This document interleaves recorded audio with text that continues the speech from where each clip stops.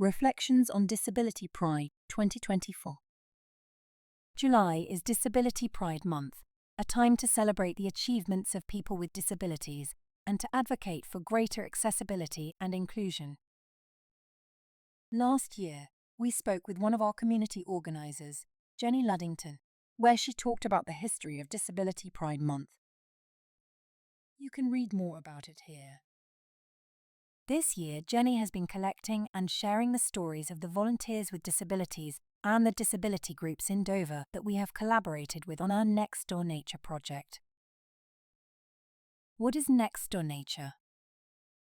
Next Door Nature is being delivered in Dover by Kent Wildlife Trust and will give people the skills, tools, and opportunity to take action for nature. Bringing communities together to help nature flourish is at the heart of their work. Jenny, this year has seen a lot of change. I have transitioned from working on Next Door Nature to taking on a new role of Blue Mentor, working with young people on social action projects. This year's theme for Disability Pride is I Want a Life Like Yours. It's a theme that comes from the ARC's National Council of Self-Advocates. It signifies the disability community's desires for life experiences that they are too often denied. Sian Harding, an engagement volunteer at KWT, learned about the Chuff Reintroduction Project through Next Door for Nature. Here's her story in her own words.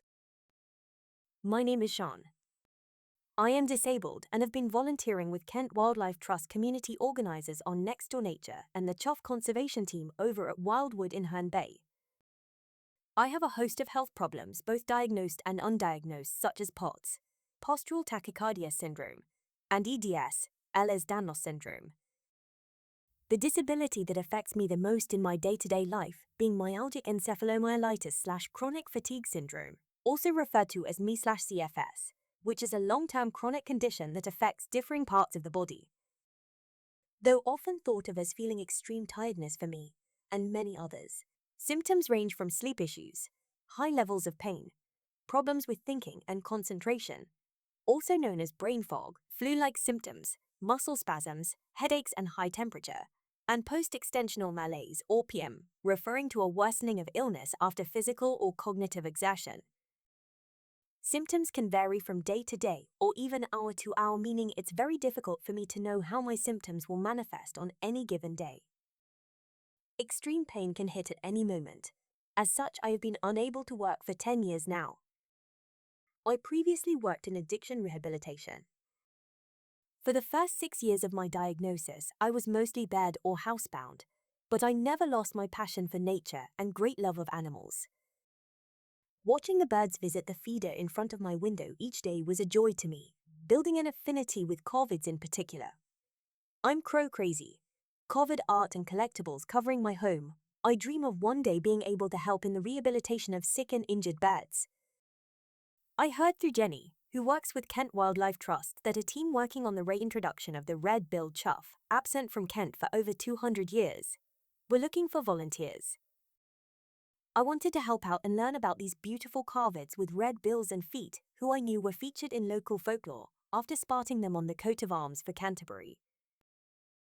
I wasn't sure if I could be of use because of my limitations, especially because if I overdo it, my health can crash for days afterwards, so I have to be very careful. But I put myself forward anyway and let them know about my health. I was thrilled the day I got the email asking me if I could come and review the nest cam footage to monitor behaviors and track the chough's eggs laying and hatching times. I have really enjoyed going in each week and watching the birds' lives unravel in front of me, like a reality show. I sit at the desk and view the love, loss, and downright cuteness on the screen in front of me. I feel I have really got to know each chough and their parenting styles. Father of the Year award going to Clive, who lovingly watched over his partner every night. I solved mysteries like where is Cordelia hiding her egg? And trying to coin the phrase Sherlock Sian. It didn't catch on. I got to meet chough chicks and loved saying hello to the ravens on my way into the office, ball a corvid lover's dream. The Wildwood team were very good to me, thanking me for my work, never questioning when I couldn't come in due to my health, and I was free to leave whenever I needed to. Plus, I was able to work at my own pace, taking breaks whenever I wanted. It's been such a joy for me to help Liz and the Chuff conservation team, all of whom are lovely. Although breeding season is now over and my job of Chief Chuff Spy is done, I hope to continue to my work as a volunteer. I'm grateful for the accessibility and understanding I experienced. This opportunity has helped to build my confidence and quench my thirst for nature. As well as recruiting volunteers from the disability community, Jenny talks about the opportunities for collaboration with disability groups and advocates. One such advocate is Michelle Stannard, founder of Access, Arts and Adventures. Michelle talks about why Disability Pride Month is essential to her. Disability Pride Month is super important to help raise awareness of the struggles for the disabled community, and it also provides the opportunity to celebrate any wins and achievements too. We want to celebrate the work we do with the disabled and marginalized communities in Dover and beyond. We run Access, Arts and Adventures to help give a voice, provide a safe and welcoming space, to try out new activities and to bring disabled people together. Our Wellbeing Wednesday sessions focus on well-being, and we offer arts and crafts, tea, coffee, and good conversation. We work collaboratively with Correlate and Future Foundry to make these possible. We also work collaboratively with Sense for Give It a Go activity sessions around dance, music, and theatre. These sessions give all participants the chance to try something new out with professionals working in those fields. Many of our sessions include elements of nature. Kent Wildlife Trust have run wand-making workshops and helped us to create art using natural objects. We are also working with Dover Repair Cafe to help adapt clothing, to reduce waste.